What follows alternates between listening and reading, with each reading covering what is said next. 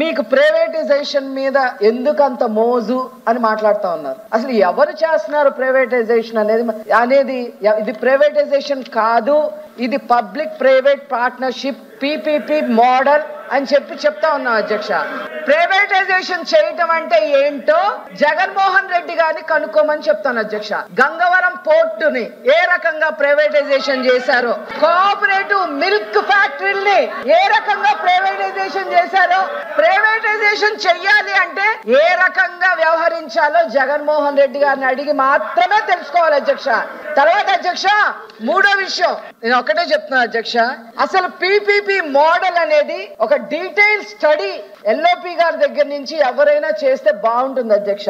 ఈ PPP model అనేది ఒక పార్టీకి సంబంధించిందో ఒక వ్యక్తికి సంబంధించిందో కాదు అధ్యక్ష.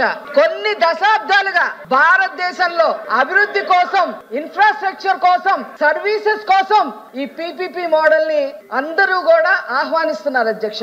మీరు రైల్వేస్ తీసుకోండి, ఎయిర్పోర్ట్లు తీసుకోండి, అదే విధంగా నేషనల్ హైవేస్ తీసుకోండి, గ్రీన్ ఫీల్డ్ ఎయిర్పోర్ట్లు తీసుకోండి, ఏది తీసుకున్నా కూడా నేనే పవర్ ప్లాంట్ ఇక్కడ మన ఆంధ్ర రాష్ట్రంలో పవర్ ప్లాంట్లు ఏది Krishnapatnam ultra mega power plant దగ్గర నుంచి అన్ని కూడా పబ్లిక్ ప్రైవేట్ మోడల్లో చేసినవి అధ్యక్ష. ఈ మోడల్ తీసుకోవటం వల్ల రిస్క్ షేరింగ్ ఒకటి, ఇంక్రీజ్డ్ ఎఫిషియన్సీ ఒకటి, సర్వీస్ డెలివరీ బాగుంటదనే ఉద్దేశంతో ఈ రోజు ఈ మోడల్ ని నారా చంద్రబాబు నాయుడు గారు తీసుకోవాలి అని చెప్పి ఒక నిర్ణయం తీసుకున్నారు అధ్యక్ష.